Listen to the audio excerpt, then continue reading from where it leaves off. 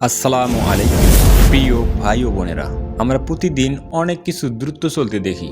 রাস্তায় গাড়ি, আকাশে বিমান, কখনো রকেটের ভিডিও দেখি। এইসব দেখে আমাদের মনে প্রশ্ন আসে, পৃথিবীতে সব থেকে দ্রুত জিনিস কোনটি? অনেকেই ভাবে রকেট, কেউ বলে বুলেট, কেউ বলে বিদ্যুৎ। কিন্তু আজ আমরা জানব বিজ্ঞান আর কোরআনের আলোকে আসলে সবচেয়ে দ্রুত জিনিস কোনটি। মানুষ অনেক চেষ্টা করে দ্রুত জিনিস বানিয়েছে, মোটরসাইকেল, গাড়ি, জেট বিমান, মিসাইল, এমনকি রকেটও। আধুনিক রকেট ঘন্টায় 30 থেকে 40,000 কিলোমিটার গতিতে চলে। শুনতে অনেক বেশি মনে হয়, তাই না? কিন্তু সত্যি কথা হলো, এই গতি পৃথিবীর সবচেয়ে দ্রুত গতির কাছে কিছুই না। তারপর আসি শব্দের কথা। শব্দের গতি প্রতি সেকেন্ডে প্রায় 340 মিটার। এজন্যই আমরা বজ্রপাত হলে আগে আলো দেখি, কয়েক সেকেন্ড পরে শব্দ শুনি। গ্রামের মানুষ এটা খুব ভালোভাবে বুঝবে। কিন্তু শব্দ খুব ধীর, আলোর তুলনায় তো আরও ধীর।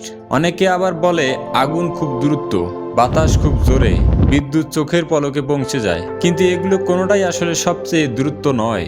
বিদ্যুৎ তারের ভিতর দিয়ে যায়, বাতাস বাতাসের ভিতর দিয়ে চলে, আগুন জলে ছড়ায়। কিন্তু এমন একটা জিনিস আছে যেটা কোনো বাধা মানে না, সেই জিনিসটা হলো আলো। হ্যাঁ ভাই, আলোই পৃথিবীর সবচেয়ে দ্রুত জিনিস। আলোর গতি প্রায় 3 লাখ কিলোমিটার প্রতি সেকেন্ডে। মানে 1 সেকেন্ডে আলো পৃথিবীকে প্রায় 7 বার ঘুরে আসতে পারে। সূর্য থেকে আলো পৃথিবীতে আসতে সময় লাগে মাত্র 8 মিনিটের একটু বেশি। আপনি চোখের পলক ফেলতে যত সময় নেন, আলো সেই সময় হাজার হাজার কিলোমিটার দূরে পৌঁছে যায়। আজ পর্যন্ত বিজ্ঞান যত দূর এগিয়েছে, তারা একটাই কথা বলছে, আলোর চেয়ে দ্রুত কিছু নেই। এটা মহাবিশ্বের সর্বোচ্চ স্পিড লিমিট। এর চেয়ে দ্রুত হলে সময়ের হিসাব বদলে যাবে, নিয়ম ভেঙে যাবে। তাই বিজ্ঞান আলোর গতিকেই শেষ সীমা বলে মানে।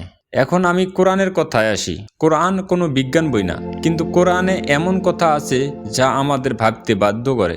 আল্লাহ তাআলা কোরআনে বলেন, আল্লাহ আসমান ও জমিনের নূর, অর্থাৎ আলো। ফেরেশতাদের সৃষ্টি করা হয়েছে নূর দিয়ে। তাদের গতি মানুষের কল্পনার বাইরে।